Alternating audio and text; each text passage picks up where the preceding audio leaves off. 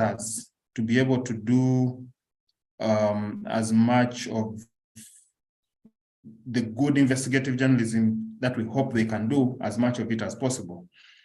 So we, as you can see from here, you can see that most of what we offer are resources in terms of guidelines on how to do investigative journalism. So you can see on the right-hand side there, reporting guides.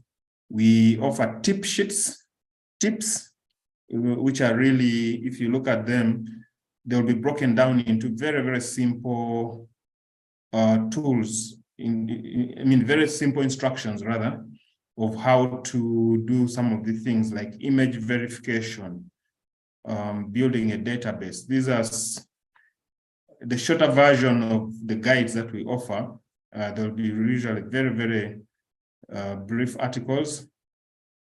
Sometimes they're even in form of outlines of what you need to do to be able to look at, to be able to do some of the things, from finding expert sources to interviewing techniques to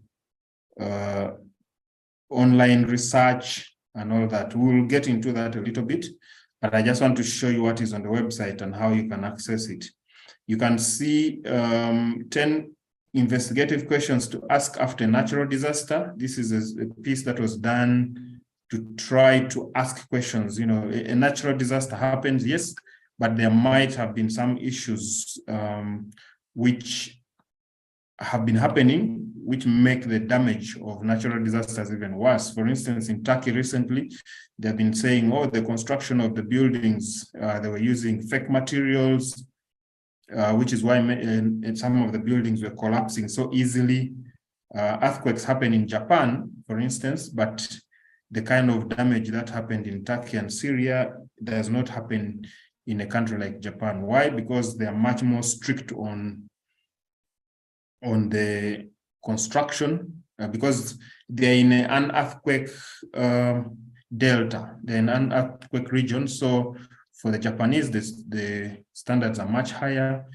For the Turkish and the Syrians, it hasn't been the same. So if you read this article, you'll see some of the questions somebody can ask in case of a natural disaster.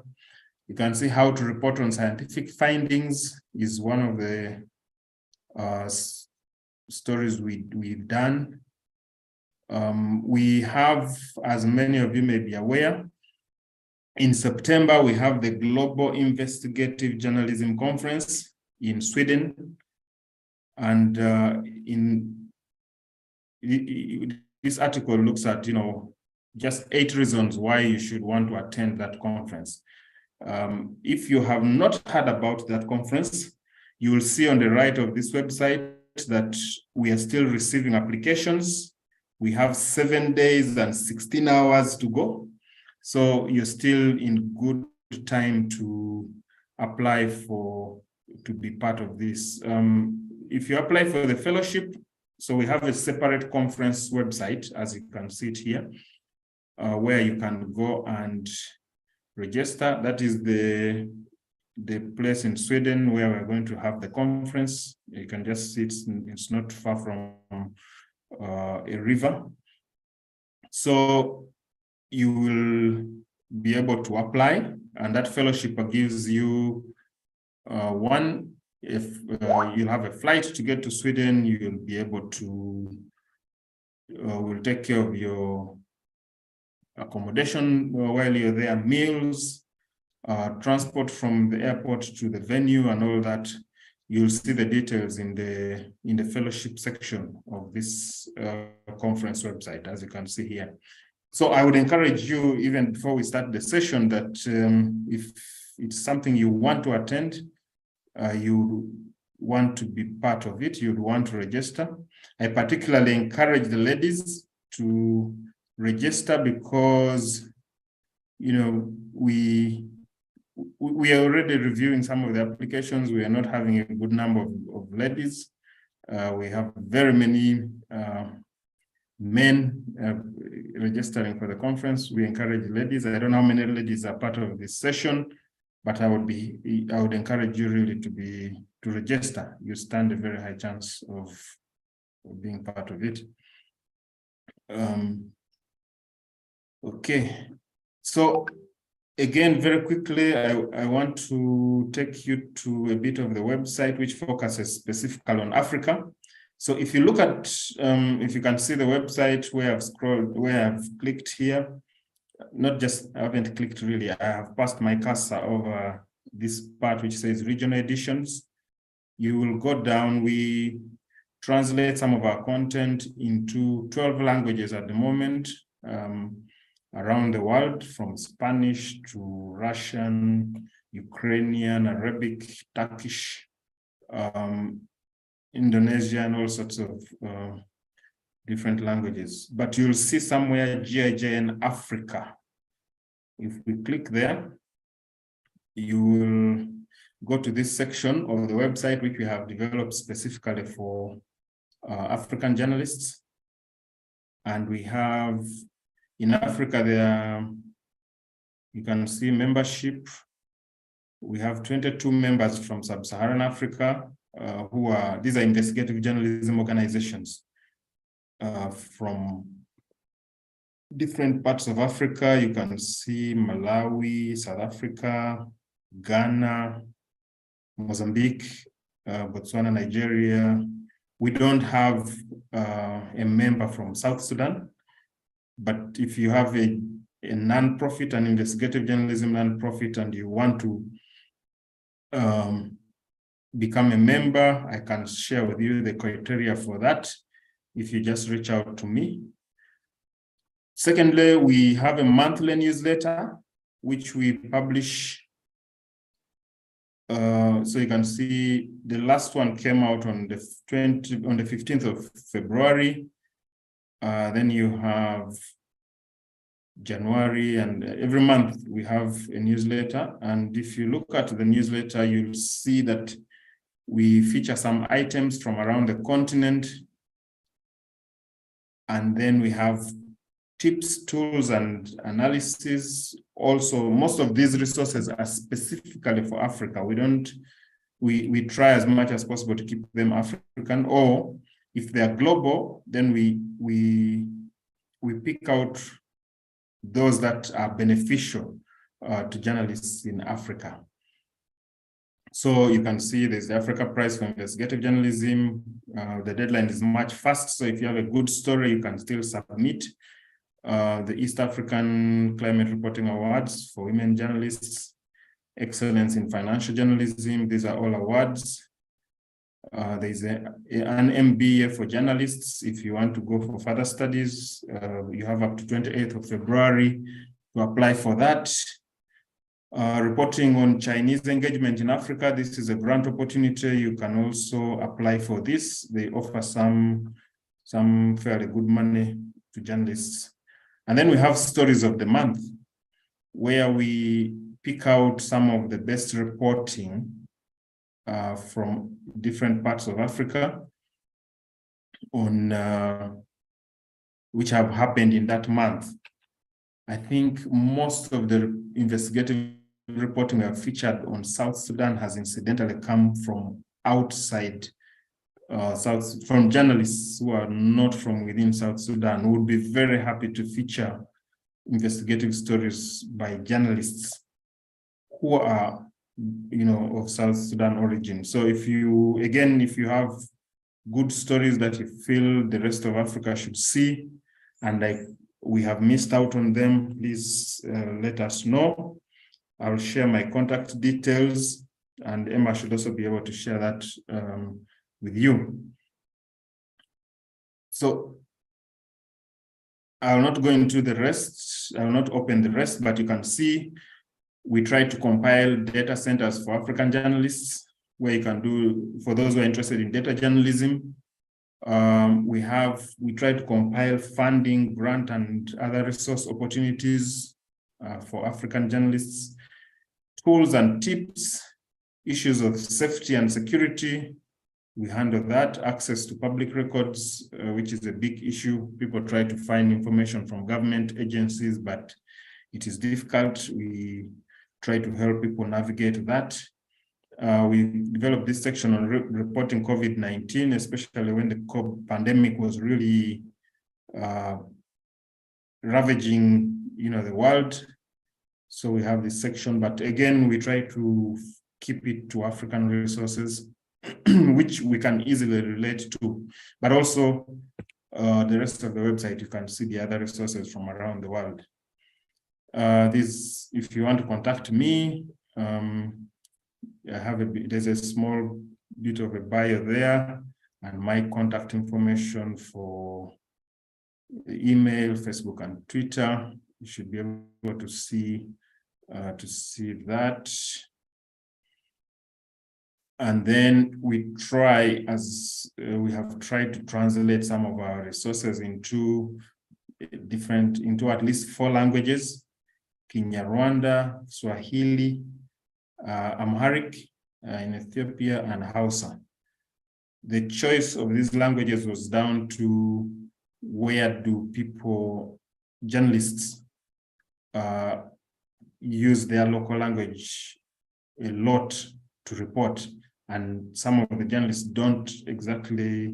are not well conversant with English, but they would still they would want to access these resources. So we picked on the 4 languages to start with, the 2 in East Africa, the 1 in the Horn of Africa, and the other one in West Africa. That was our starting point. We hope that with more resources, we can be able to do more translations going forward.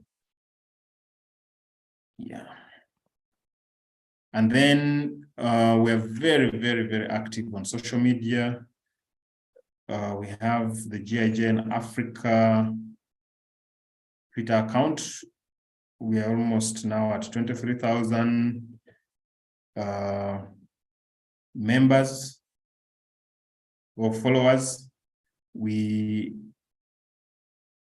post resources almost every hour. And the one which is on right now, as you can see, is about the fellowship. We have about 1 week to close the call for entries. So I encourage you really, within that 1 week, please try to submit. We also have the Global Shining Light Award for investigations in developing and transitioning countries. And this one, I think you win about $2,500 if you winner of this award. Will take you to Sweden to receive it. And I think the last there are different categories. So there's the small news outlets and the big news outlets. So the small news outlets, one of the winners, John Allan Namo of Kenya, actually did a story featuring, the story was heavily about I think there was a South Sudan element to the story, how some of the resources from South Sudan are moving to other countries in the East African region. So if I can share that with you, I think I should be able to get it in the course of our session. Are you still able to see my screen? I see that the screen sharing is paused. I don't know why. Yeah, we are seeing. Okay, sure. So we're also very active on Facebook, as you can see, and we try to share many resources there as well. So really, depending on where you're most comfortable to get your information, we try to be there for you. For instance, this is drug markets of East and Southern Africa, which you may want to see what they're talking about your country. This was the Global Initiative Against Transnational Organized Crime, which developed this report.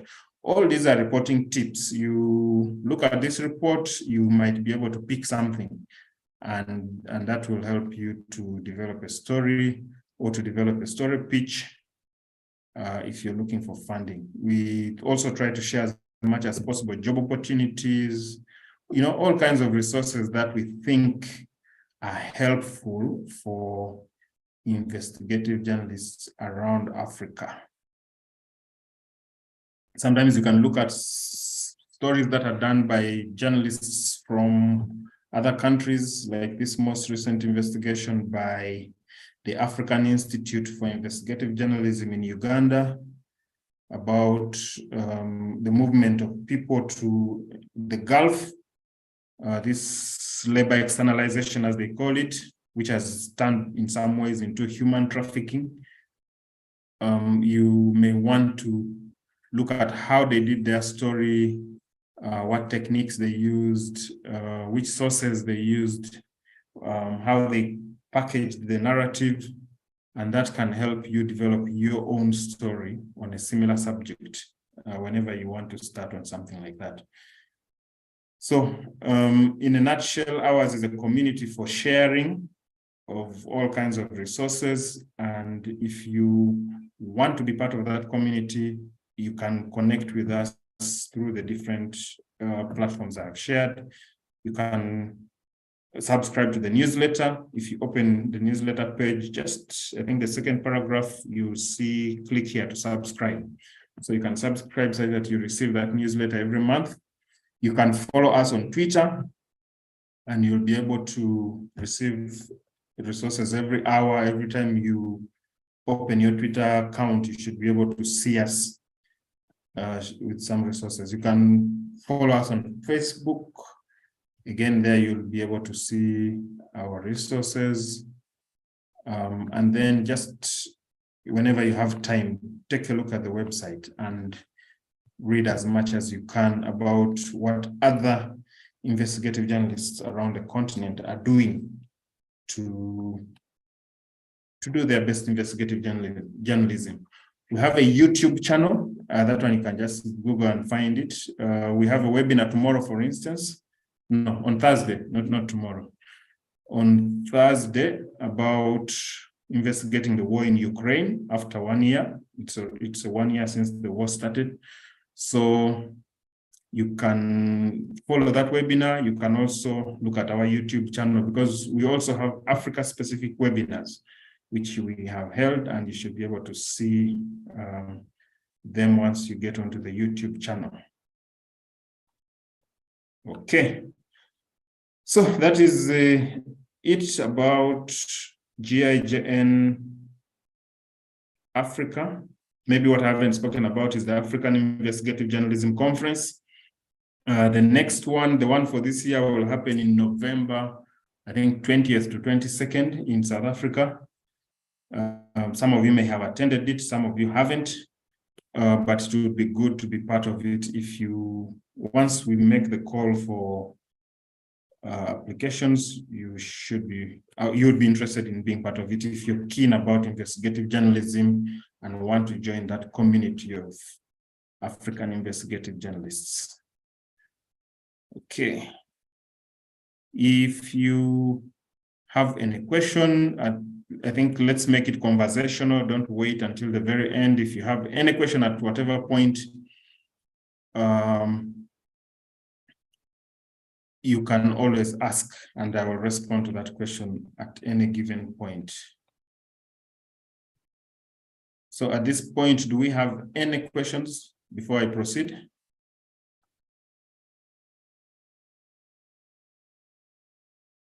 Okay.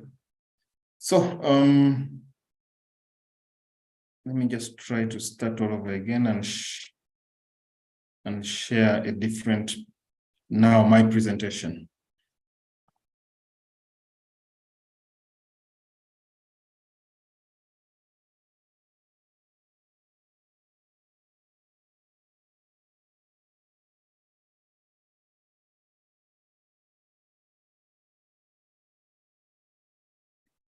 Okay, so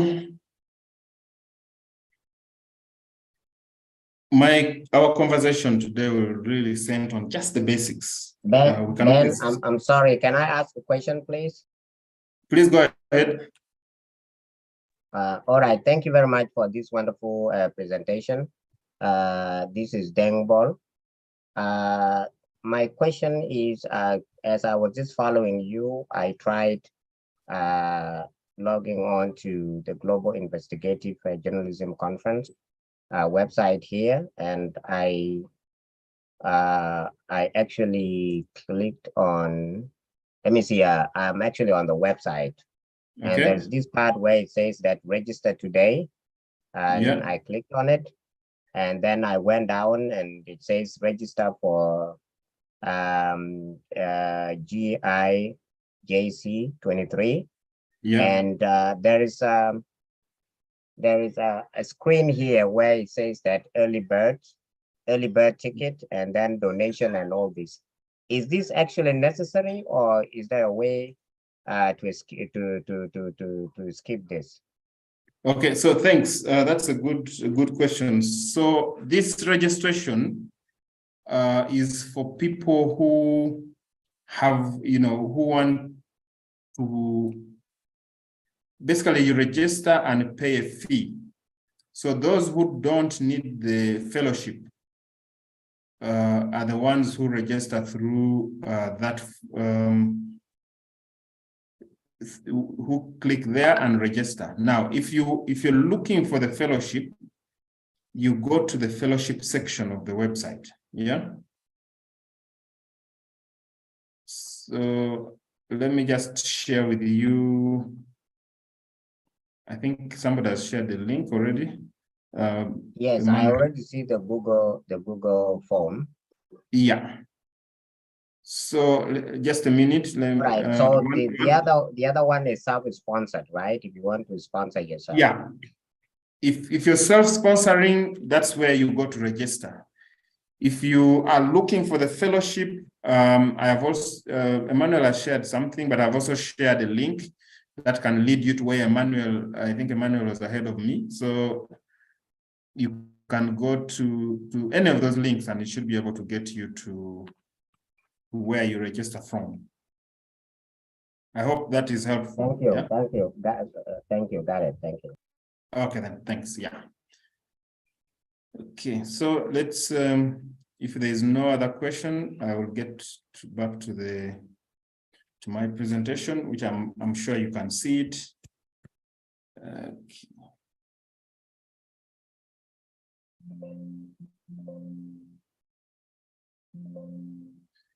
Okay, I have spoken about GIJN, so I won't go through this again, but I wanted, rather than speak about it in an abstract way, I wanted to go right into the website and the other tools, and then you're able to see directly what I was talking about. But yes, we have 182 member organizations in 77 countries, 10% of them are in Africa. GIJN has so far held 13 conferences, global investigative journalism conferences, with 7,000 journalists from 140 countries who have participated. We are positioning ourselves as a global hub for resources, contacts, expertise on investigative journalism. If you wanted to collaborate with somebody in New Zealand or in Mexico or wherever, you reach out to me and say, can you help me get a journalist who I can collaborate with? And we will look into the network and we will be able to get you somebody who you can collaborate with. So that is the networking part of it. And we're trying to get people to collaborate as much as possible. I'll talk about collaboration a little later. And we're also trying to defend colleagues who are having problems whenever they face problems. Then we also try to be a voice for investigative journalists by raising issues whenever people are in difficult situations and they need help. So there's a map there which shows where many of the members are. You can see almost every continent in the world has a GIJN member. So we are quite well spread out. These are the conferences. We've had one in South Africa, others in different continents around the world. And we had an online one during COVID, which also was quite successful. And we have all those recordings on our YouTube channel. Okay, so on to the subject itself. I don't know how many people have in the group have done investigative journalism. And perhaps if somebody can just share with us their understanding of investigative journalism, I think it would be better for us to have a bit of a conversation around it. What do you understand investigative journalism to be, and how have you put it into practice? Anyone?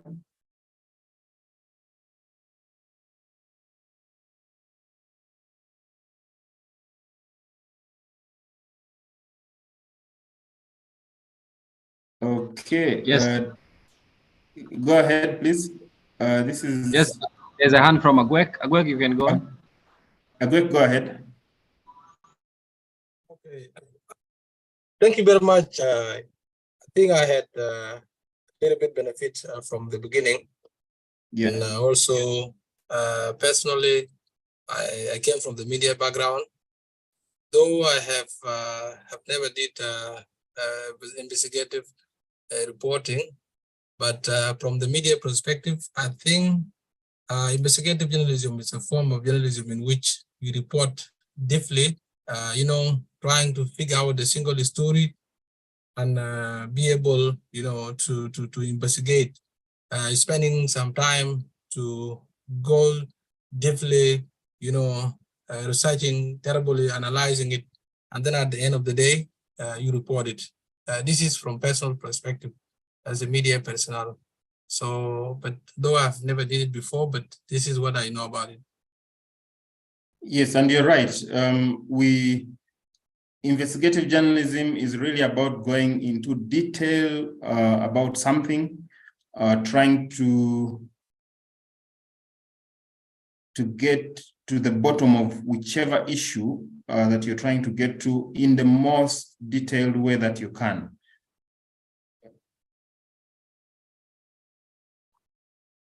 Let me just try to go to the full screen.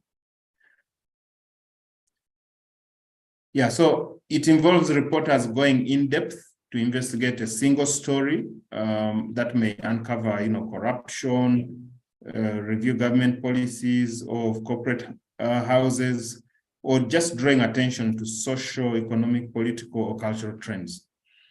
You're trying to, many times in our ordinary reporting, we go, for instance, for an event, we have somebody speaking, and then we cover exactly what they're saying as they said it, and that's a news story for us. But the investigative journalists will go with the thinking that are there, issues that I want to go into in detail. Sometimes from that press conference, for instance, you'll find something that is so detailed that you want to dig deeper into it. You want to look at it in much greater detail. Sometimes you'll have already done some of your preliminary research and you're going to this event or activity or press conference to dig up more information. But the key thing about investigative journalism is that you are dedicating a huge amount of time to do in-depth reporting, to do much more detailed reporting than anybody has done on the subject, or you're doing detailed reporting that uncovers new information. Basically, you're trying to bring new knowledge about an issue into what you already know about that subject. And we have tried, our executive director has tried to put together a definition of investigative journalism. I hope you can be able to, I want to just play something here, which I hope you can listen to. It gives you really insight into what we are looking at. So just give me another minute. I try to open this. Are you able, just let me know if you're able to hear the video. Investigative journalism conference. We are some of the world's Is it loud enough? For their top tips when Yes, we're getting it. Okay. We also ask Great.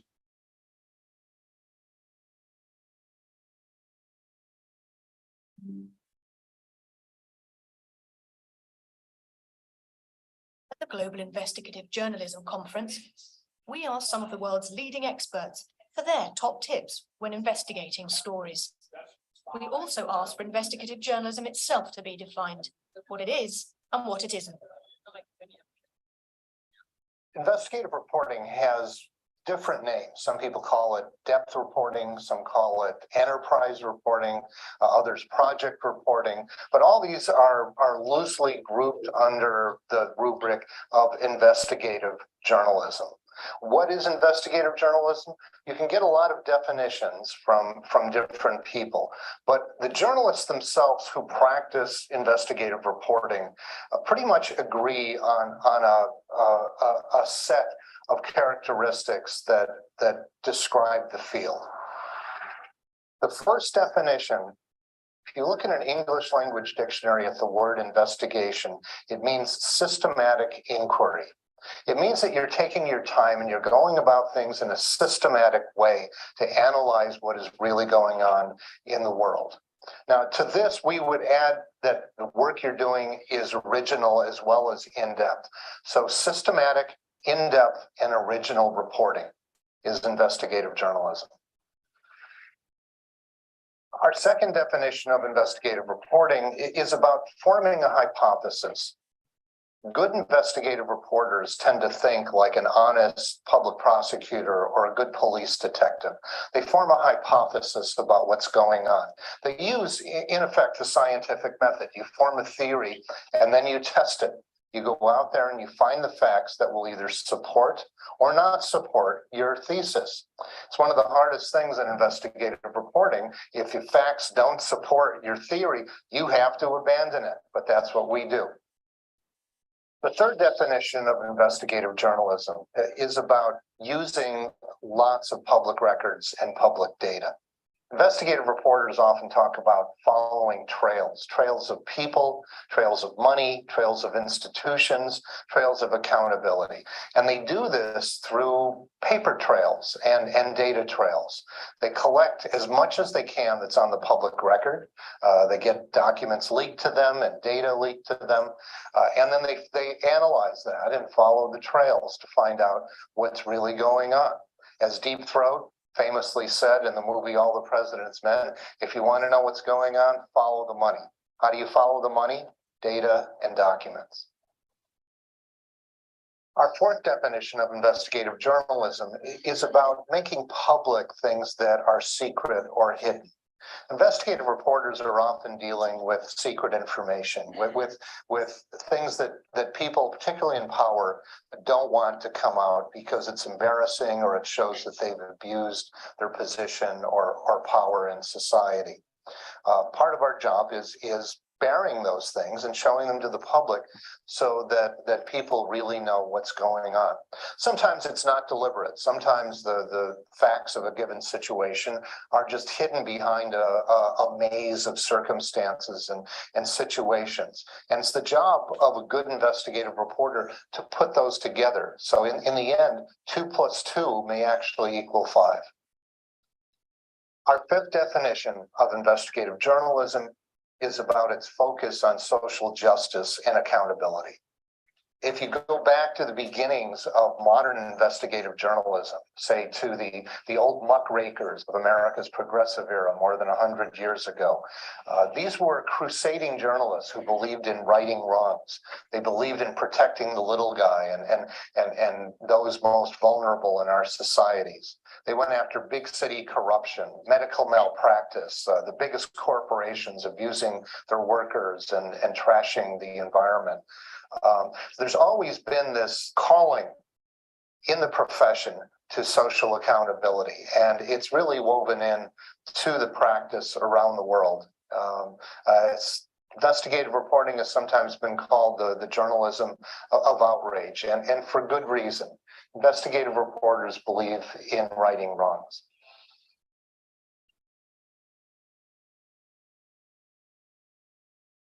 Now that we talked about what investigative journalism is, let's take a minute and talk about what it isn't. Investigative reporting is not what we call leak journalism. Just because you get a leaked document or leaked data doesn't mean that you're doing an investigation. Doesn't mean you've done a systematic inquiry. If you look at some of the great projects of massive leak data in recent years, they've used the leak as the beginning of the investigation, not the end of it. They use it to generate leads, and then they do the systematic kind of investigating that we've been talking about. Investigative reporting is also not simply about crime and corruption. Covering crime and corruption is a beat. And investigations could be about any topic. They could be about health or education or human rights. The mere fact that you're writing about illegal acts doesn't mean that you're doing an investigative report. So what is investigative journalism? From talking to reporters all around the world, we can come up with a strong consensus definition. Investigative journalism is the in-depth, systematic use of original research and reporting. It often uses large amounts of data and documents. It uses public records to find out what is going on. It also involves frequently the bearing of secrets. It makes information that before had been hidden into the public domain. Finally, it has a strong emphasis on social justice and accountability. So all these ingredients together make up what has really become the modern practice of professional investigative journalism. What do we mean by systematic investigation? Well, let's take the most common kind of beat reporting, say covering a fire. If your editor sends a reporter out to cover a fire, you ask your basic who, what, where, why, when, how, okay? You want to know how many fire engines responded, was anybody injured, how much damage was done, how long did the fire burn for? But let's say you're covering the fire and you notice that the fire hoses don't work very well and that the firefighters are complaining about the quality of their equipment. So you go to City Hall and you pull the records for that contract and you find out that the guy who signed it is a friend of the mayor's, and there's a sweetheart deal involving the provision of fire equipment to all the city's fire departments. That's a systematic inquiry.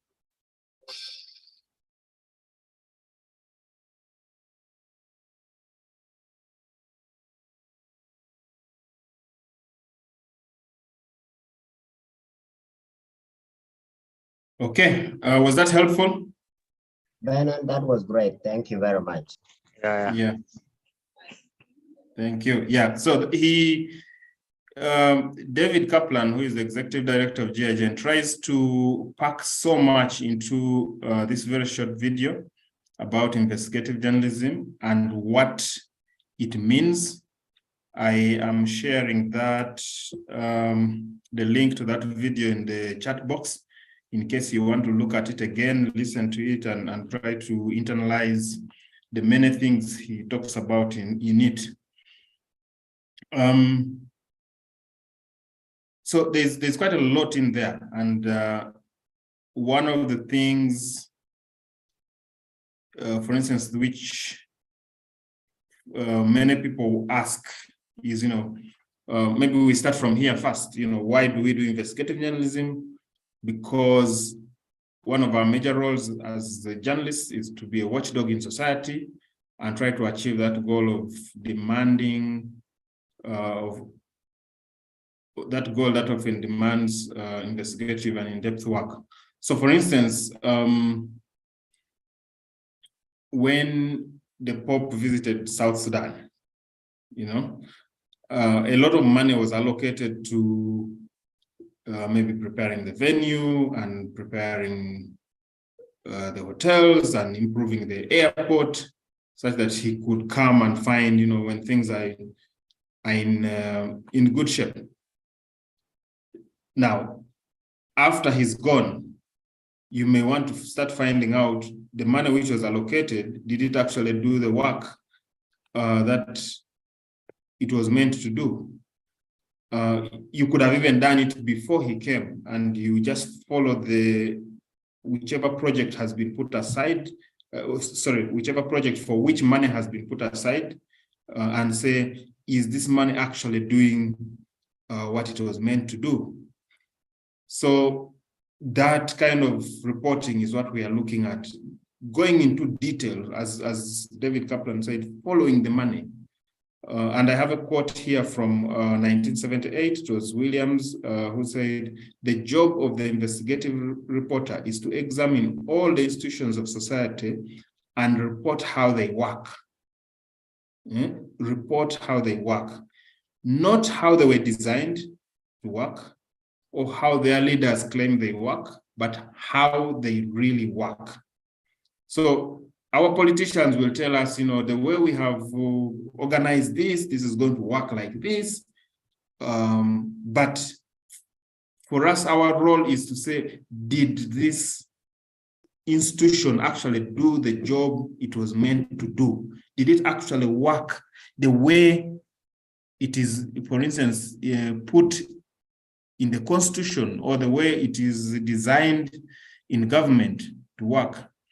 There's a very interesting development in Uganda. If you've been following what is happening, there was money that was meant to provide housing for people in Karamoja region in the northeastern part of Uganda. So the Minister for Karamoja Affairs said, we're going to buy iron sheets for these people and we will distribute. Then somewhere along the way, internally they decide we are going to share these iron sheets, maybe 10,000 iron sheets, and she begins to distribute them. So she took about 3,000 iron sheets to her village. She gave the vice president some like 500 iron sheets. She gave the prime minister, she gave the speaker of parliament. Several ministers were given iron sheets. And then, so what happened is her mother and sister and brother were arrested with iron sheets belonging to the office of the prime minister. And they were marked clearly, office of the prime minister, not for sale, because they're supposed to go to a vulnerable group of people in the Karamoja region. And then, so that was the tip. A story in eastern Uganda, in her village, that, 3 people have been arrested with iron sheets meant for the Karamoja sub-region. And then on further probing, it turned out, these 3 people are actually relatives of the minister who is in charge of the Karamoja region. And further inquiry finds out, she's not the only one who has taken iron sheets from, which were meant for this region. The vice president, the speaker, the minister of finance, the prime minister have all been allocated. And what did they do? Some of them went to construct, to use those iron sheets to roof their hotels. Some of them used them to roofs, to give to some of their campaign managers, and they built, one of them was found to have built for his mother a house using those iron sheets, clearly marked office of the prime minister, not for sale. So the tip, the where this story emerged from is in a village somewhere, but on continuous further inquiry, we are beginning to get to know a lot more detail. And who is providing this detail? It is the journalists who are digging beyond, who are doing the investigative reporting. They're trying to say, does this office actually do what it's meant to do? If this office is supposed to be in charge of providing relief items to people in the northeastern part of Uganda, are they actually sending to those regions? How come iron sheets, which were supposed to be for the northeastern part of Uganda, are ending up in the southwestern corner of the country, roofing a hotel, and yet they are marked not for sale? So those are the kinds of reasons why we do investigative journalism. The people in Karamoja, the people in the northeastern part of Uganda would not on their own be able to follow up what the government is doing to actually see that, they're giving us what we deserve. It is the work of us, the investigative journalists, to say, okay, these people were promised this much. They do not on their own have a voice to talk about their situation and what is meant for them. So can we be their voice? Can we talk on their behalf? Can we dig up this information on their behalf, such that we get to know exactly what is happening in such ministries? Now, the thing about that kind of digging, as you may have heard in the video, is that it does not happen by accident. It is systematic inquiry. You need some kind of scientific method. It is one aspect of journalism where you need to be very organized, to have a plan, to be systematic, because if you do the wrong thing at the wrong time, you might bury the investigation. If you decide to speak to a source who you should have spoken to last, and you speak to that one first, that person has the power to then go and bury the, maybe ban documents, maybe hide those documents, and then you'll never be able to get any more information that you were seeking. So you need to be systematic in the way that you do it. The other thing about being systematic is that it helps you to organize yourself to be able to pitch ideas, to be able to propose ideas to editors who are very far away, people you have never met. One of the things that helped me when I was starting out is that I went to work for the East African in the Kampala Bureau, and our editors were in Nairobi. So most of the time it is our story ideas that would, market us, not technical know-how, not that, oh, the editor is my friend, he's going to, to help me with this story, or he's going to help me make this story better. It was a very competitive environment. Everybody had to pitch their story idea and impress the editors on the basis of their story idea, not on the basis of, I know so and so. Some of those editors, we never met them until maybe 2-3 years from the time you joined the organization, but you are interacting with them remotely over all that period, and they either like your story idea or they don't like it. And then if they don't like it, they'll tell you, sorry, this idea cannot make it into the newspaper. If they like it, they'll be like, okay, I like this idea, can you go ahead? Or they'll ask you questions to tease out more information or to challenge you to make it better, so that it can reach a point where it competes with the other stories that are coming in.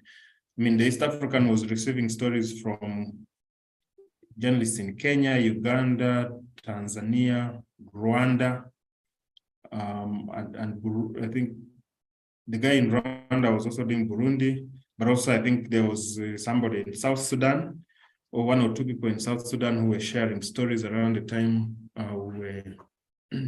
I was there. And then you had enough people who were writing from different parts of the continent, and then 2 guys, one in the UK, one in the US. So you're all competing for the same space. You had to make sure your idea is competitive enough. So one of the things my bureau chief at the time did was to challenge me and say, can you have some kind of plan of how your idea looks like, such that when you put it down, we can see from start to finish how systematic this idea is. One, what is the basic information? Where did this idea originate from? What other immediate research have you done to show that this is a strong idea? Which people are you likely to speak to? Which people are you, which people are you supposed to look at? Which documents are you supposed to to review, to get more information. And then, of course, we went to issues of budgeting and all that. How long will the story take? Because remember, we are competing for space within a short. Every week, we must have a good number of stories in there. So it was a very competitive environment. And so I drew up this kind of plan of how eventually, of course, as you get into the details of everything, then everything sort of begins to become second nature to you. You always immediately an idea pops up. You can, in your mind, already begin to see which questions you're likely to ask, which research you're likely to do, how you're going to verify the information you've been given and all that kind of thing. So, but before you reach that level of expertise where you can easily assess these things off the top of your head, one, you need to have some kind of systematic plan. Eventually, this systematic plan, of course, will even help you when you're pitching ideas to foreign publications, but you need to have something that you know that, okay, this is where my plan works. So this is how it works, how it has always worked for me. I've kept refining it, and this is the formula that I have. One, you should know that investigations don't always happen overnight. They require some kind of planning. What you get overnight is a story tip, which is the starting point for most investigations. This story tip could come from anywhere. You could be riding on a border and somebody gives you a story tip. You could be, as you're talking to the rider, they'll give you a story tip and you begin to follow it. You could be in a meeting and somebody says something, it sparks off some thought process, and you're like, oh, this is something I need to. You could be reading a report, a document, you could be watching news. Story tips come in all kinds of forms, but a story tip is really something that sparks off your thought process to say, oh, there might be a story in this area. So once you get that story tip, you then want to test it. You want to say, is this a story worth doing or not? And that will usually come in that testing process is what we call developing a hypothesis. You may have heard it from David Kaplan in the video that you have to develop a hypothesis. So that hypothesis is a test process, to check whether this information you have got, whether when somebody casually says, oh, during when these people were preparing for the visit of the Pope, they ate a lot of money. South Sudan lost up to $10 million during that process, or $100 million. Now, that is a tip. When you begin to test whether this tip is correct, that you're now, we call it hypothesizing. I'm looking for the right word for it. You are putting this theory to the test. You are checking this idea, whether it makes sense, whether it is believable. So if somebody says South Sudan lost $100 million, but the budget was $50 million, then you know that actually, it's an outrageous idea. So you have tested the veracity, you have verified whether the money aspect is correct, and you may find that no, South Sudan only had a budget of $50 million, so it was not $100 million. It does not mean that the story is dead. It only means that the person who gave you the tip went for a very outrageous figure, but there may have still been corruption. So you ask yourself, okay, if the budget was 50 million, how do I verify the losses? You may want to say, okay, the Office of the Auditor General usually does audits of every expenditure of government. Can I find out if they have done an audit of this expenditure. That's now you're beginning to do what? To do the verification process. You do background reading to say when the planning process was done, what did the government allocate for this event? How much money? Which ministry took what? If it was roads, how much went there? Which contractors were given the money? What kind of work did they do? Was there and did the Office of the Auditor General begin its audit already? What have they found out so far? So those are the kinds of levels you're going to do what? To test. So eventually you might test and find, the budget was 50 million. The losses were in the form of maybe 10 million, maybe 15, which went, so you ask yourself, so how did we lose as a country, lose this money?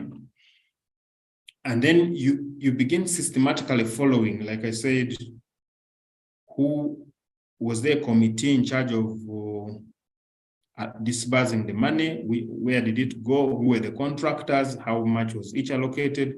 You begin to go into that kind of detail. Now, when you reach a level where you feel that, okay, this is now a believable story, that South Sudan lost some money because during the process of preparing for the Pope's visit, now you can then go to maybe, you can write it down into a story pitch, and then you share, for instance, with a publisher, could be within the country, could be out of the country, and say, I want to investigate this. So far, this is the information I have. The budget was this much, the losses were estimated to be this much. Now I want to go into detail, so that by the time you're sharing your pitch with an editor, maybe at the BBC or the East African or the Mail and Guardian in South Africa, or a publication within the country, they can actually read through it and say, okay, this is, this makes sense. This also makes sense. This, and then they're able to, in case they have any additions to make, they're able to make it from an informed point of view.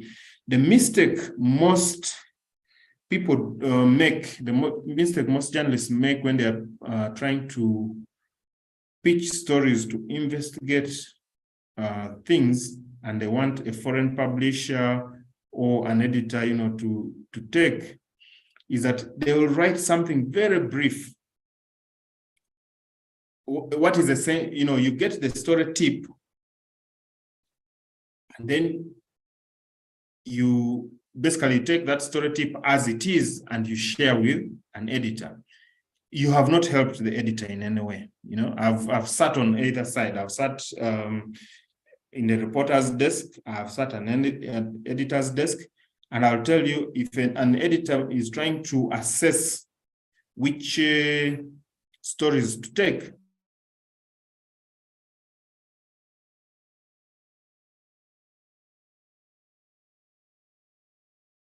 they'll look for the one which has the most with their decision making. Yeah. So you must help the editor to make a decision to take your story, rather than giving them very basic information, which makes their work difficult. Now you want them to again call you and say, oh, how about this information? How about this other thing? You need to take your story pitch to a level where the editor can look at it, assess everything, and say, I think I can go with this. It's the same with the grant funders. When those who give grants for you to do stories, they want as much basic information that helps them make a decision that this is a story worth doing. So, and the key to that is, as you can see, I've put here in 3 items in red: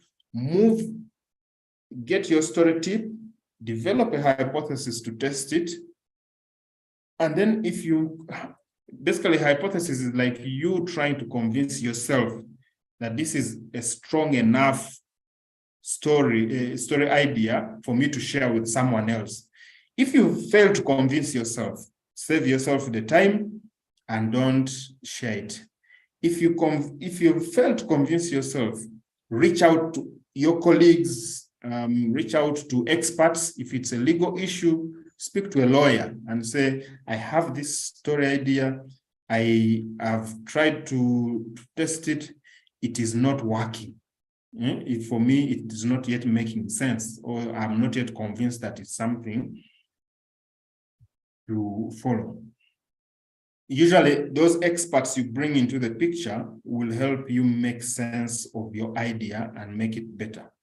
So once you have done the hypothesis, you've convinced yourself that it's something worth doing, then you can now try to convince an outsider. In this case, your editor or a grant funder or a foreign editor somewhere, that I have this idea. But I've tested it and it looks good. Then you can now go to the process of, once they give you the go ahead. Actually, even before they give you the go ahead, you want to have some basics, things like mapping out your sources.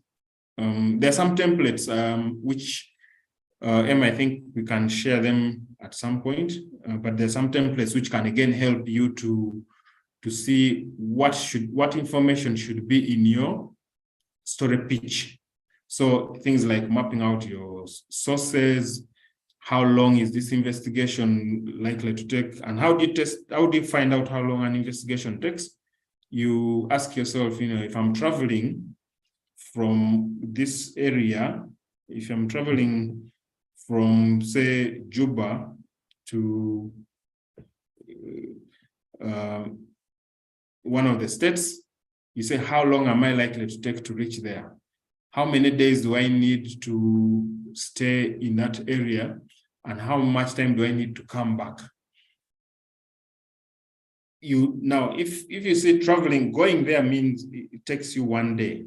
Staying there means maybe you need 3 days or 4 days to be able to get the information you need. And then you need another day. So already that's 1 week.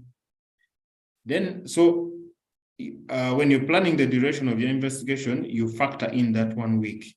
Then you say, okay, I also need to go to another place. I need 3 days.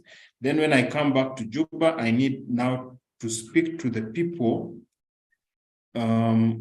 who, first of all, maybe I need to do some reading, verifying information. I need to go to a library. I need to go to Parliament and find documented information. I need to do that over 5 days. So you might find that your investigation might take you 8 weeks or 10 weeks. So based on that, but you always want to give an allowance of, say, an extra 2 weeks.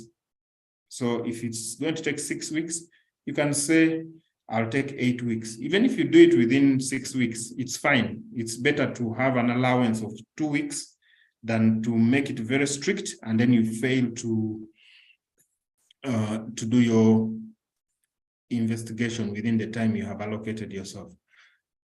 So there is the issue of planning the investigation. Planning the duration or the time you're going to take for the investigation goes hand in hand with planning a budget, because you can see that if I'm to go to this area, I need transport this much, I need to stay in a hotel, those two going hand in hand. That's why if you see my plan here, I've put them together. The issue of staying safe, you need to plan for it, of course. Deciding which research and reporting format you should do at which time. Sometimes you need to go to the field and find information in the field. Sometimes you need to first read and find information in documents, do some data journalism. Sometimes you might say, I want to go undercover before I do the interviews. All these are the format of your reporting is something you plan. It's not that it must always happen like that, but you need to have some broad plan. You can always keep changing them. You can say, oh, now, because of the information I have, I need to first go undercover rather than interview the other people. So let me first go undercover. Then once I find out more information, I'll go and interview the people who I want to talk to. So that kind of planning is also very important. Then, of course, you're going to, once you've reached the point of doing interviews, you want to see which interviews you set up first, which ones you set up after. You need to compose questions. Most of us don't like to compose questions, but remember, this is a systematic investigation. Even when you're drafting some things, you're always trying to say, at this stage, who do I ask this question? At this stage, what question do I need to ask? And you have to position all that information in a way that you know who to ask which question, who to ask which question on the record, and who to ask which question off the record. You need to see there's also the issue of when you're interviewing people, the ethical bit of it. Do I ask people information? If I'm asking vulnerable persons, if I'm asking a rape victim, which questions do I ask such that this person does not get even more offended or hurt? If I'm asking a minor, somebody who is not an adult, how do I handle somebody who is vulnerable like that? And then once you have done all that, then you reach the point of organizing your material, to begin to form a story. Now, the mistake many of us make is that sometimes we begin formulating the story at the beginning stage of our investigation. And what happens with that is that because you already have your intro, you begin to want every other fact to fit into that intro, which is not, you'll find that you box yourself into a corner and you're trying to fit all the information into that. And in the end, you may even ignore some changing facts. And yet, with an investigation, a story can change in different ways. You want to make sure that you do not, you want to make sure that you be flexible enough to allow information to lead you to what the eventual story will be, not you leading the information to what the story will be. That will be wrong, and you'll have done yourself a disservice. So you want to gather most of your reporting, most of the data, most of the interviews. Then you begin to say, okay, based on the information that I have, what direction is this story likely to take? And that can always be achieved through briefing and debriefing with your editor. You want to be in constant contact with your editor to see which direction your story takes, because a story can change in different formats. So the bottom line is have a plan. This is, for me, has been the plan that has worked. I have put it in this format, and I can always share other resources which help take you to, see how different people formulate plans. But this one has all the elements of what you want to put into when you're developing a story tip, into a hypothesis, into a story pitch, and all the way into an eventual story.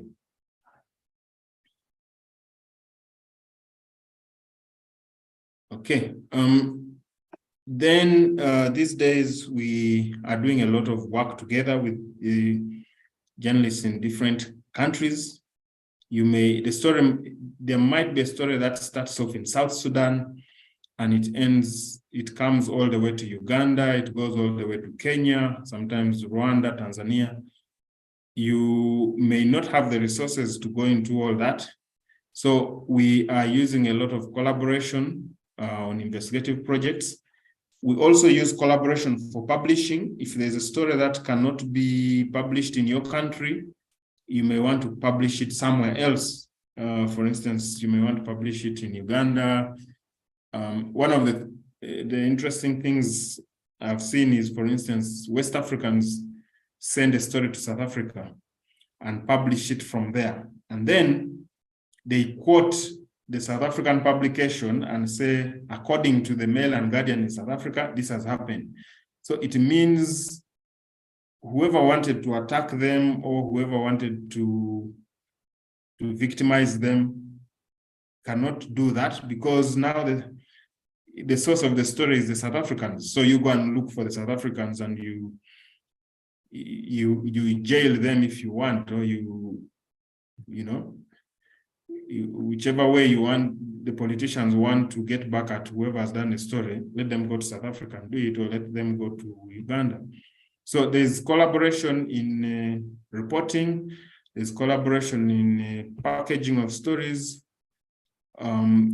there's collaboration in distribution of stories. There's also collaboration in terms of skills. I may be an investigative journalist, but I'm not a data scientist. So I can bring in a data scientist into my investigative team such that they can help me make things easier. I may want to do visualization, but I'm not a tech guy. I'm not good at graphics. I bring somebody who does that for me. So there's a lot of collaboration going on, and I thought I would speak to that as well. Why do we do it? You get bigger audiences, greater impact. Connectivity of society means the story doesn't happen in one jurisdiction. You can source better when you're collaborating. You can they are good for mobilizing individuals with unique skills. I've talked about that, for instance, data scientists and all that. Collaboration can enable news organizations to pool resources together. If you have your resources and somebody else has their resources, they can bring them together and be able to do a story. How do we collaborate? Journalist collaboration, journalist to media house, media to media, network to network, country to country. And then there are now intercontinental investigations. Right now, for instance, I'm collaborating with an American journalist to do a story where some of the information will come from the US, some of the information will come from Uganda. I think last year or the year before, I collaborated with a journalist in Burkina Faso and another one in South Africa to do an investigation into GMOs in Africa. We pitched a story to Journalism Fund, and they allowed us to work jointly together, 3 of us. And we did a 3-part series published in all the 3 countries. So there's lots going on with collaboration. And if you want help on that, we're very good in connecting people together for collaborative purposes. We have lots and lots of reporting tools. I'm not going to go into it because of the time, but you can, like I showed you with the guides, we have guides into drone journalism, into fact-checking and verification. We have mobile journalism, online research, open source investigation and verification, the different tools. I can always share some of those tools which can be useful for you. And I will indeed share some of them, things like video verification and all that. You can always take a look at them. So for me, the purpose of this session is to spark off to get you thinking that we can do certain things in using the tools that are available, using the networks that are available. So once this session is over, you can always reach out to me and we continue the conversation. Or if you have a specific story idea, if you have a pitch that you have, want to do, but you need to bounce ideas of someone and say, how does this look? How can I improve it and that kind of thing? We can continue it after. This session is not the end of it. I am available. You can always reach out to me and we can continue this kind of discussion one-on-one, or me and a particular group, if there's a group that is collaborating. So all these tools are available. I'll share with you a link that can get you to some of them. And I think it will be a good idea for you to keep checking them out. Reporting guides, you can see we have guides on just about everything. Again, you have seen where I showed you where the guides are. You can always take a look at them and see which one is of interest to you. And you will be able to find, many of them are really free resources. You don't have to pay any money to access. If you want resources on using satellite imagery, those are, we have picked out the free resources that are available. If you want plane spotting, we have links to free resources where you don't have to pay any money. Asset disclosure, all kinds of these things, freedom of information laws, they're all free resources. The most important thing is to know where to find these resources. And that's why I'm here, to try to help you with that. Fact-checking and verification as an investigative tool is really very important now, especially in this era of misinformation. And again, we can always go into detail with this. There are all sorts of open source tools that people use to share information. And the challenge is that many people, once they get this information, they treat it as fact, but there are very, very basic ways of just checking and saying, is this correct? Is this, I have a whole session on fact checking and verification. I will not go into that, but if you need help, I can always go through it with you individually if you need it. I've talked about finding and using satellite images. We have, as you can see here, there are 10 places to go to for pro bono help and free images, including high resolution images. If you just Google resources for finding and using satellite images, there's a whole story on that at GIJN, and we direct you to these free resources. We have a help desk with all these resources, which you can see. And we have an email. It is hello@gijn.org. That is HELLO@gijn.org. I'll just write it here if you need.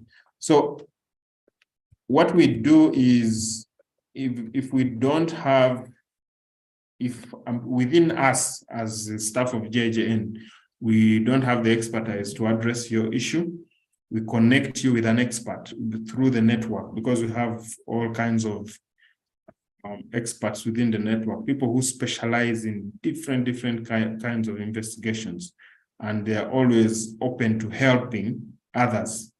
Since again, they could also come to you at some point. It's part of the collaborative effort that I'm talking about. They can always come to you for help if you become part of the network, and you can always go to them for help.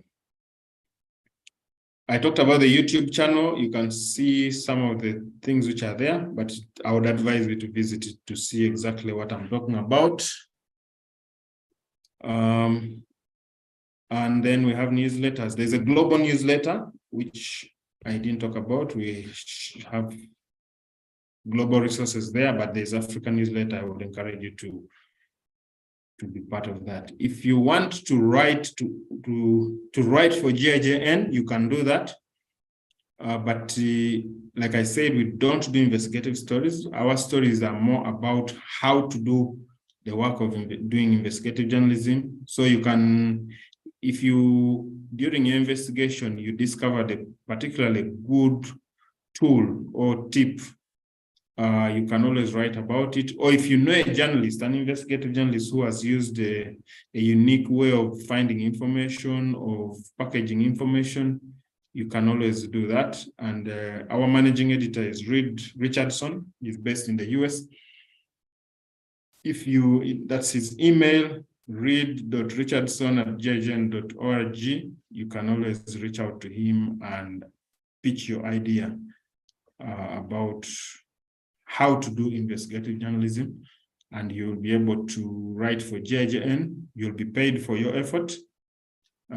Yeah, so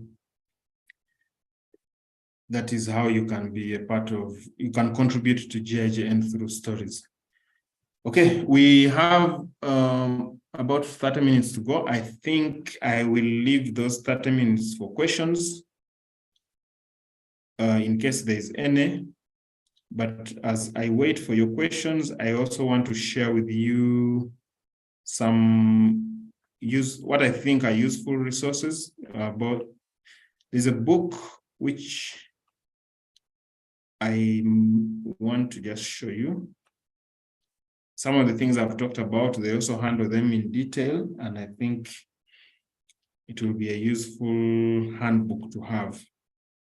Just download it and possibly print it out if you can, and begin to digest what they have. Are you able to see that? It's Investigative Journalism Handbook. It is by Al Jazeera.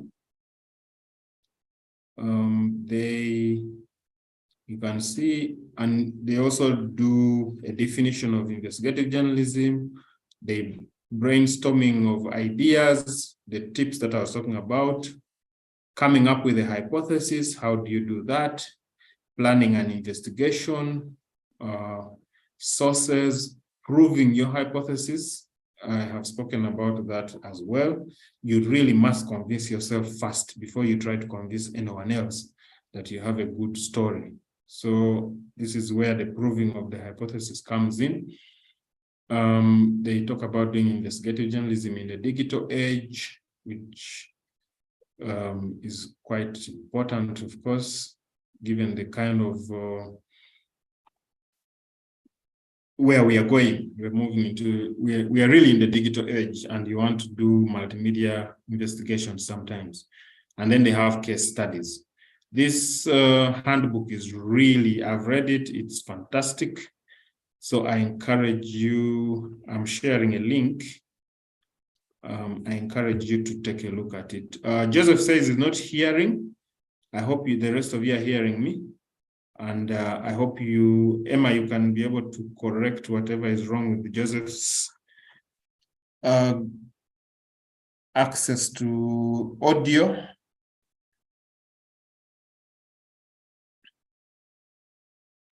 I think he should be able to get clearly now. Okay, that's all right. Good. Yeah, and there's a question in the chat box. Someone is asking that what will you do if the story you want to investigate involves some risk, be it a legal risk or physical risk, for example, as it would be risking death by investigating? And what are the ethics of investigative journalism? So these are like two questions, the risks and also the ethics of investigative journalism.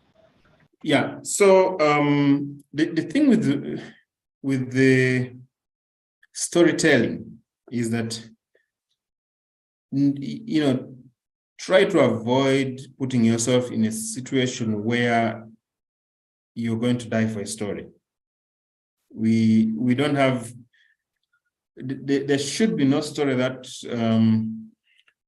is so important that you put yourself in harm's way.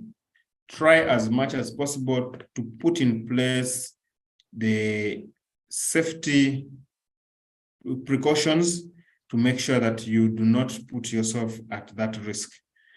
Now, I have done all kinds of sessions on safety and security.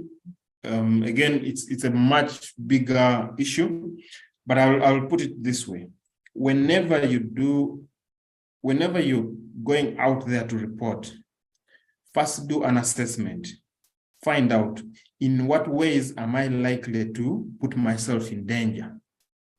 Once you put down the ways you're likely to be in danger, then you say, what should I do to make sure that I secure myself so that I'm not at risk of any kind of harm? If you're going to cover a crowd, for instance, which is like, first ask yourself, is this crowd likely to become violent? How do I make sure that I secure myself. Sometimes, for instance, if you assess the situation, your media house is hated by that crowd, then don't go in a t-shirt which exposes you and they see that, oh, this is somebody from this media house.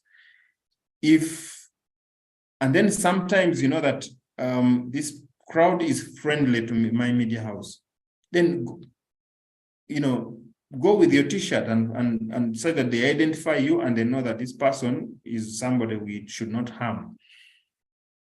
If you're covering, for instance, a riot, you know, a protest or a riot where police is likely to clash with people, then make sure that you clearly indicate that you're press, you know, wear your flak jacket, wear your helmet, and so that they can see that this is a journalist and they do not harm you. If you're doing an undercover investigation, then make sure there's somebody watching you from a distance. You know, if you've gone into a space which is not safe, you're undercover, always have backup. Somebody who you know, you say, if I call on you, come. If I press something which will alert you that I'm in danger, please come. If it means having armed security, have it. If it means, if you're going to do an interview, sometimes with somebody who is likely to, who could be volatile and could end up becoming a security risk, one, try to go to a place which is the public, you know, a place where you will not, where if they decide they want to cause some trouble, they are witnesses. Have someone again following you, or inform your editor, if I don't come within 30 minutes, or if I don't call you within 30 minutes, please check on me and see what's going on. All those are precautions which you put in place depending on the kind of story you're doing, the kind of environment you're likely to get into. So there's no one size fits all safety measure. It is about you assessing the environment. If it's a legal risk, please make sure that there's a lawyer who reads through your article before it goes into publication, or who watches your documentary, such that they can advise you and say, no, here you're putting yourself in danger. If you go to court, you may not be able to defend this, that kind of thing. If it's a online risk, again, there are protocols for making sure that you protect yourself online. That's why I say the whole safety and security thing, we could do a whole session on it, but I'm just trying to bring the basics into play, that always have a plan, always assess, make an assessment and say, how am I going to go past this challenge and come back in one piece. But above all, don't recklessly put yourself in a situation where you're going to be at risk and endanger yourself and maybe even put yourself in harm's way because you don't want to, we shouldn't be doing it. There's no story that should be worth your life. Just stay out of harm's way and live to tell another story. Okay, the issue of ethics, for me, ethics is about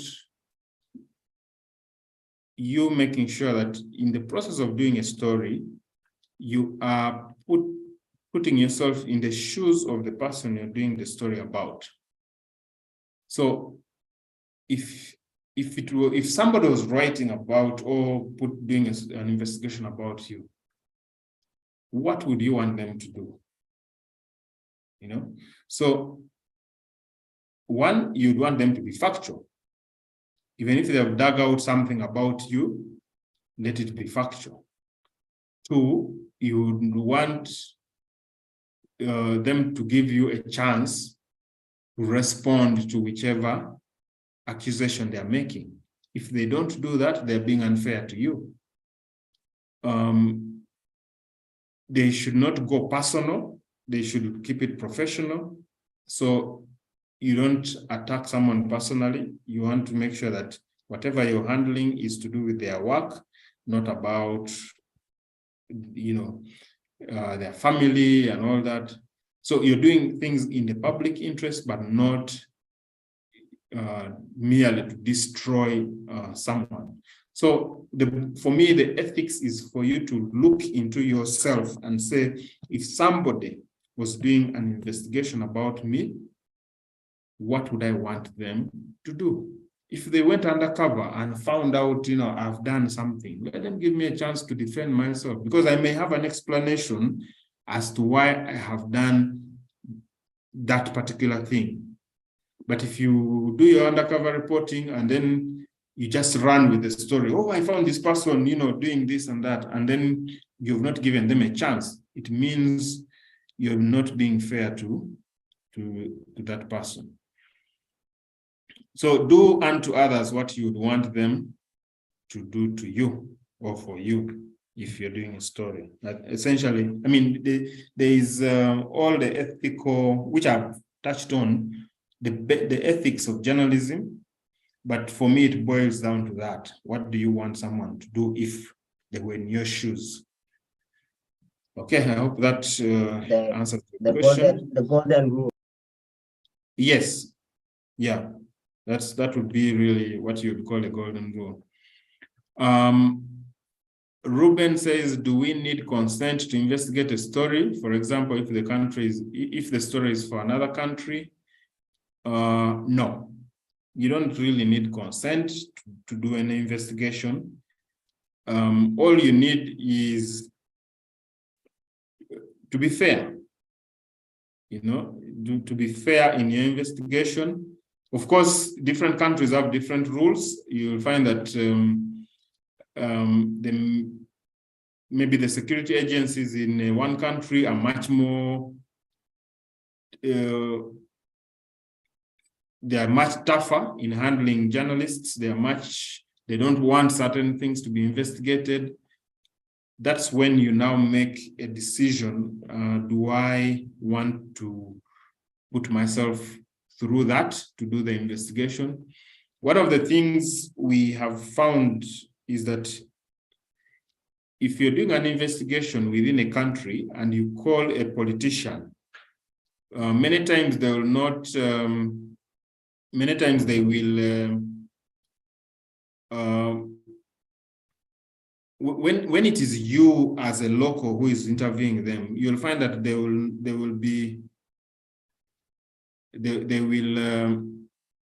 sorry, I was speaking to somebody else, so I got a bit disrupted. But what I'm trying to say is you'll find that they will not give you the responses you want. Sometimes they will resort to intimidating you, they will resort to that kind of thing. But if you ask, for instance, a foreign journalist, even within your own region, so if you ask the Kenyan journalist who you collaborate with to speak to one of the vice presidents of South Sudan, chances are they will give them all the facts they need, which they will not give you. So it does not mean that you had to get consent from them to do the story. It just means that they are more open to outsiders. I don't know why it works that way. Maybe they fear that, maybe they realize that they are powerless. They cannot intimidate a foreigner. So their best weapon is to provide their side of the story so that it's covered in the story. So sometimes we found that for collaboration purposes, you want a Kenyan journalist to fire questions at a Ugandan politician or a security officer who might intimidate the local journalist but cannot intimidate the foreign journalist. And you'll find that you get a lot more information that way. So that's where those collaborations come into play, but it doesn't mean that you're really seeking consent to do the story. How does investigative story ideas differ from other journalism story ideas? The difference now, is that with investigative story ideas, you are trying to go much, much deeper into a story. I think we've explained it in many ways. David Kaplan explained it in the video. I have tried to explain it using the story of the Pope's visit, that while somebody will just report, the Pope came on this day and this were the events and all that, and there was, how we write very descriptive stuff and say at a lavish dinner or at a colorful church service. For us, we now go and say, okay, they spent this much money. That the place was colorful. Yes. How much money did they spend? How much did they budget for it? How much out of the budget? How much actually went to doing the work? How much of it was diverted? What did they promise to give to provide during the Pope's visit, which they did not? If they said they were going to work on maybe an additional 3,000 kilometers of roads before the Pope visits, did they actually work on them? Did they achieve that target? Did they do a good job? Or was it rushed because people merely wanted to do the basics, have a shiny tarmac, and then that tarmac will be wiped out, will be swept away by a rainstorm at some point in 6 months later? Those kinds of things. Those are the things we try to look at. What are the qualities of investigative journalism? The qualities of good investigative journalism is that it is thorough, it is fair, it gives both sides of the story, it is comprehensive. These days, you want good investigative journalism to be, to tell the story in different formats, in a multimedia format, because then that's how you get to attract more audiences to look at the story. Sometimes people are not going to read 3,000 words. They're lazy to do that. But if you break down some of the information into much simpler ways of consuming it, it could be through a graphic, it could be through a visual, it could be through just sharing a video. Those kinds of things make what should be long-form journalism, what should be much more in-depth stories, they make them much easier to consume for our consumers. Another question you might ask me is, what is the quality of a good investigative journalist? So the qualities of good investigative journalism and the qualities of a good investigative journalist can be quite different, because a good investigative journalist might, if we say what are the qualities, you want somebody who is brave, you want somebody who is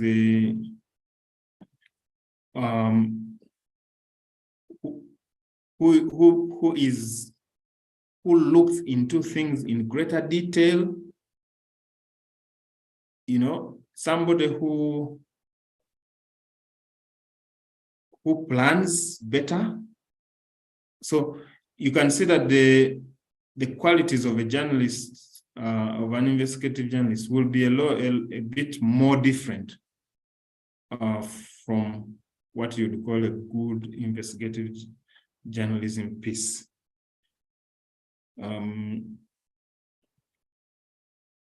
You want somebody who thinks on their feet, who is quick-witted, somebody who is able to, when somebody is responding to questions that they're asking, they're able to think and say, oh,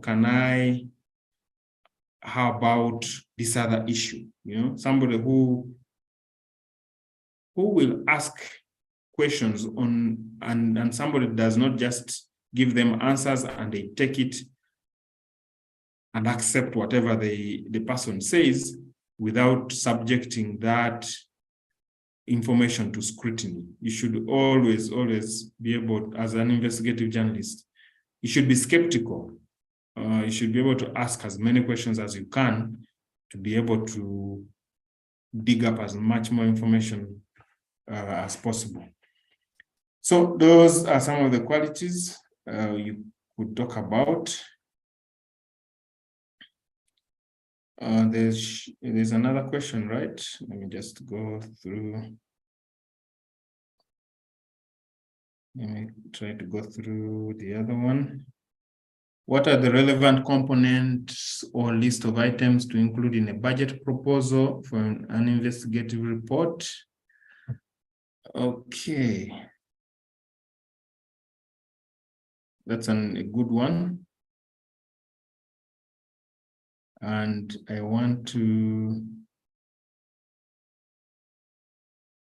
have done a lot of budgets, so I'm trying to get one of my own budgets to just run through some of the things that I have included there. Just give me a minute.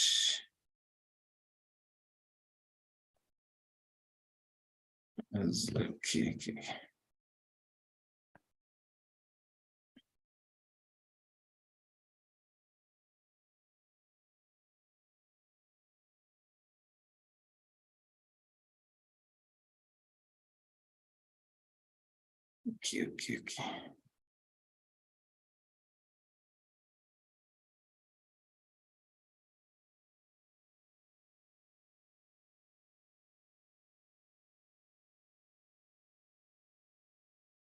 So, among the things you want to include in your budget, you have to put your travel, of course. You want to make sure that wherever you're going, you have budgeted for that. So if it's, and by travel, I mean all components of travel. If you're going to go to, for instance, in the case of South Sudan, for instance, to a different state, you want to make sure you put, for instance, I'm going to fly, if you're going to fly there, and so return flight, then you're going to have all the travel you're going to do in that place every day.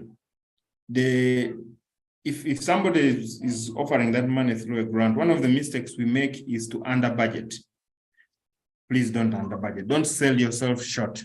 So you want to make sure that, for instance, you just find out how much does it take to hire a car in that place per day, and you put that kind of budget that this would be what it would take to hire a car. If I'm going there for 6 days, every day I'm going to hire a car to move around for 6 days. This is how much it is. You may not even hire a car for those 6 days, but it's better to have some money left than to have to later on fail to do an investigation because you ran out of money. Then you want to include for yourself, you want to include meals. Just make sure that all your meals are covered. You want to make sure you include, for instance, money for a fixer, because wherever you go, which is a new place, you may not know that place, and you may not know the people there. You may not know the language. So you want to always have somebody who can do that for you. You want to have money set aside for document research, because you may not be the one to do it. You may have somebody else to do that. You want to set aside money for internet and telephone costs. You want to set aside money for sometimes office space. And these days, you can always find out, but these days, especially if you're a freelance journalist, you can ask for some amount of money as a stipend. So basically, you need to put aside money to pay yourself for the time that you're taking to do the story. In the past, we never used to take care of our own time. But most organizations that offer grants, and I've sat also in those grant meetings, people recognize that if a freelance journalist is going to do a story and is going to go to a place for a week, their family needs to survive, so you want to set aside money for that. Then after you have budgeted for everything else, of course, other costs can come up, but you can always add those other costs. I may not have spoken about some of them, but you can always add those costs. But when you have done your full budget, always add 10 to 15% as what we call a miscellaneous costs.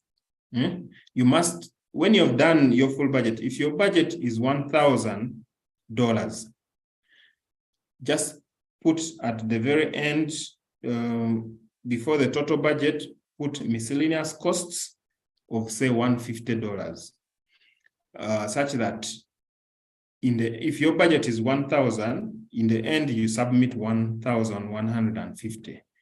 Why? Because there will always be costs which you did not budget for, but which will emerge during the process of doing an investigation. For instance, you may say, I am going to Yei for 3 days. Then the person who you go to interview there, you reach there and the person is like, oh, I'm not available right now. Can we speak in 2 days' time? You're not going to travel back to where you came from and then go back then, 2 days later. They come tomorrow. Yes, that kind of thing. Interested. Yeah, come tomorrow. So for you, you've decided that I'm going and I'll travel back the same day. But the person says, no, I cannot meet you today. You come tomorrow. It means you have to book a hotel for that extra day. You have to book, maybe you have to get meals, you have that kind of thing. So eventually when you're doing accountability for the final, after you've done the story, you can say the miscellaneous costs, I ended up spending them on an extra day, an extra night in this place where I'd gone to do an investigation. I ended up spending it on maybe hiring somebody to help me interpret this data, for 1 day. I had to hire the services of the data journalist for 1 day to interpret for me this kind of data. Now, it would be if you got a grant and you've already given these people a fixed amount, you cannot go back to them. You cannot go, for instance, to the Pulitzer Center or wherever and say, guys, sorry, I went to the other side and they asked me to stay for an extra 2 days. Please add me some money. Nobody's going to do that. So you'd rather get the money all with that extra. And then maybe after you have finished, you can always say, oh, I was left with $50. After I did all my work, what do I do with this money? Sometimes they can tell you, send it back. Sometimes they can say, you did a good job. You can eat that money, But it's always better to have more money than less, because that will always, having less money makes you worry about so many things, or, which you shouldn't be worrying about when you're doing an investigation. So I hope that helps. If you want, in the process of speaking, I could not quite pick out my own budget, but if you want me to share with you in detail some of these items, I can always do that. And then the other thing is, of course, they'll ask for units. You always want to break it down to a single unit. For instance, 1 night costs this much, but I'm going to this place for 5 nights, so this is the total. You always want to break it down to the lowest amount, because it makes it easy for people to understand why you need a certain amount of money. Okay. How do you keep bias out of your investigative journalism, especially if the issue is affecting the whole country? I think if one of the things you have to ask yourself is, am I too close to this story that it will affect my judgment? If you feel that that is the case, then don't do the story. Ask someone else to do it. I have had to step away from some stories because my friends are involved. Sometimes, of course, I've had to do stories which involve my friends, but I go ahead, and in the process, I lose the friendship. There was a very good source for me in the army who used to give me so much information. Then he shot somebody at some point, and I got the information. When my editor asked me to do the story, I thought I was strong enough to do it. So I asked to do the story. I went and spoke to the victim. They shot him on the head, but he was at Mulago National Referral Hospital and he survived. So he was there. So when I eventually got to speak to this army guy and asked for his side of the story, he said, if you want to continue being my friend, please drop that story. It put me in a huge dilemma. If I drop the story, the other people are going to say, he was bribed and he took the what? This story. I mean, he took the bribe and killed the story.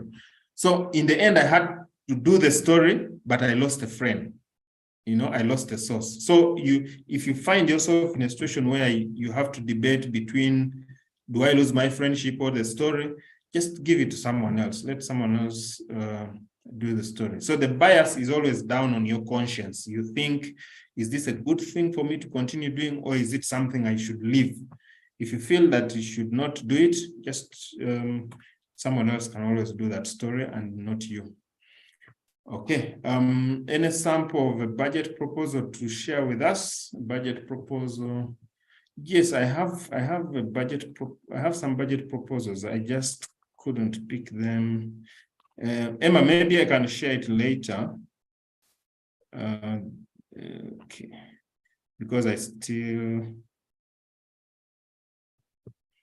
I'm trying to see if I can find budget. What I have are Excel files, and Excel files are not exactly the best for capturing this. They're a bit more. I would want something like in PDF format, which is easier to look through and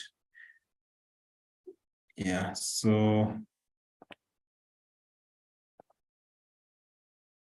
Okay. No, Emma, I'll share with you a budget proposal later, if I can. Yeah, let me do that later. Let me share. We can always get you that a little bit later. And then you share with everybody by email. Investigating a true story sometimes are not investigating a true story sometimes are not apply out. Lobur, you may have to just put your mic on and you explain to me what you asked for. Then I can share that with you. Okay. Does JGN pay for a story publications upon approval by the editor? And if so, how much? Yes. What could be the range? Yes,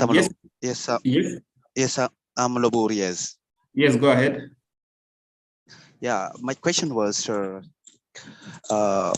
wrote investigating a truth story. Yes. Sometimes are not applied out to be published. Why? The reason is sometimes you have comes across to that tricky by the military. You says like the military got shot. So sometimes, like in South Sudan, when you tell the truth story, the street stories sometimes are not allowed. So what would be the granted possibility how to stand on this? So sometimes the true story is not allowed. Is not allowed. By who? Yeah. Of course, as you journalists, okay. For example, when it's like, okay, for me, like today, it's okay. What I've seen today, there's a corrupt things, corrupt things upon today, which is really obviously not really granted to our citizens or our citizens. And the next thing is that sometimes those what people have seen become people not want this thing has to be applied. That's why my question is based on that. Okay, so the thing is, I think in the past it was more difficult to get stories out because your challenge was that you worked with local audiences. These days, you can do investigations. You can pitch an idea to a foreign publisher or a foreign broadcaster, BBC Africa, Al Jazeera.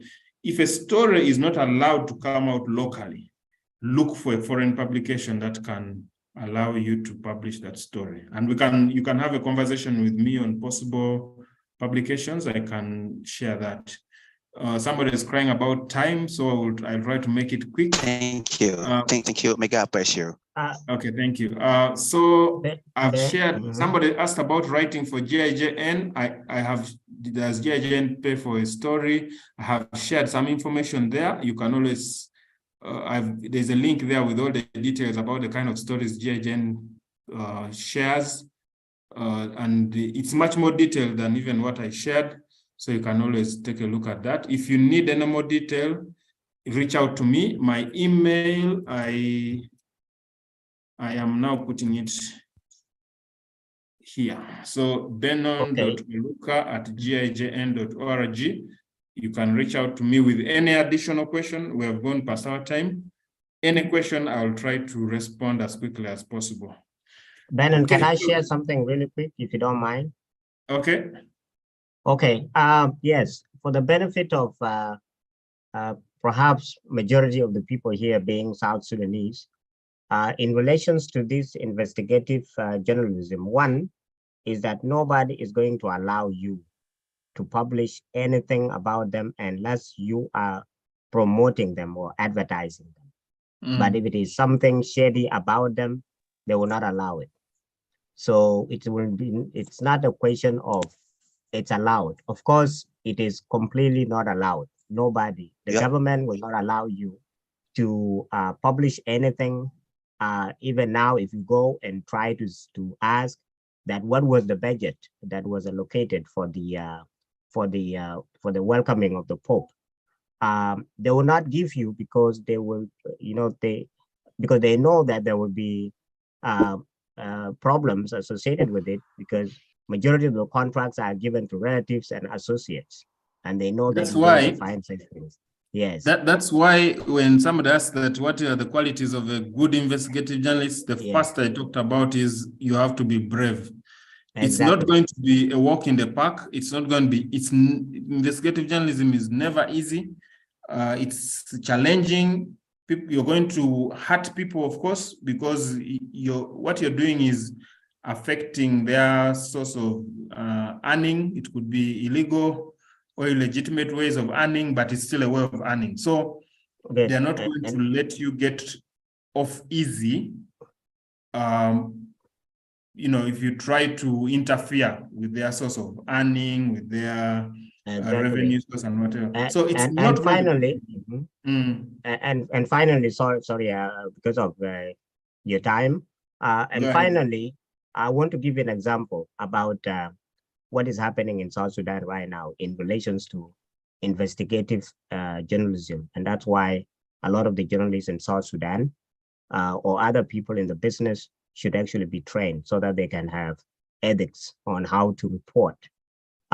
You are all familiar with the Sentry report. Yes. You probably sometimes you think that everything that is reported by the Sentry is true until they touch on stories that you are very, very familiar with.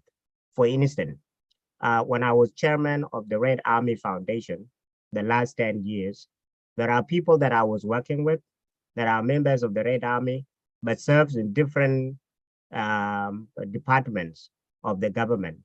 We had registered as a social enterprise, non-profit organization. We had registered some companies for us to do some businesses, which is actually allowed in South Sudan. So some of the people who were directors of these companies were actually serving, some of them in the armed forces, some of them in security service, some of them in the government. So what the Sentry people do with their so-called investigative journalists, they just go to the Ministry of Justice and collect all these, what do you call them, articles of incorporation. And then they just say so and so is connected to this company, so and so is connected to this company, and then they just publish them. So when I found the name of these people who were reported to be security associate and accused of corruption, then I brought out the documents. And then I contacted the central report and I was like, what is this? I am the one who authorized these people. Some of these companies did not even make money, did not get any contract and all this. And they were like, oh, sorry, if we knew that there were companies of the foundation, we would have not even published. And then I say that's where you have a problem, because you don't investigate, you just go and fetch information and throw it out there in public. Now they're stuck. They don't want to apologize, and they don't know what to do. So this is how many people and many organizations actually messed up in investigative journalism. They just fetch and throw out there. So thank you very much. It has been enlightening. Thank you, Dengbor. You have touched the point that I really came in. You really touched it. You're very one on it. Thank you. Sorry to omit on that. And you're welcome, Mr. Koster. Okay, so one of the things about one of the misconceptions of investigative journalism is that it's always negative. I think you can do investigative reporting to set the record straight. So if people have misinterpreted something, or if a media house has put something that is not correct, someone else can do an investigative story to set that record straight. So it's not, or you can do, sometimes the results of an investigation is a positive story. I have personally gone to do investigations based on information I had initially got, which sounded negative. But once I reach the field, I do my research and everything, it turns out the story is actually positive. So the final product, the story that I produce, ends up being a positive story when I had gone with initial documents that showed that this was a negative story. I have also gone with a mindset of, because of the initial information I had received, I've gone with a mindset of, oh, I'm going to do a positive story about this thing because I'm told it's doing so well and everything. And then once I start digging, it particularly happened with a Chinese company in Entebbe. When I started digging, I found that it was actually negative. So stories change according to the information you find. Don't box them into negative or positive stories. Okay, thank you. I think I'll stop there. If you need to contact me on anything, please reach out by email and I'll be able to respond to you when I can. Thank you, everyone, and I hope we'll stay in touch.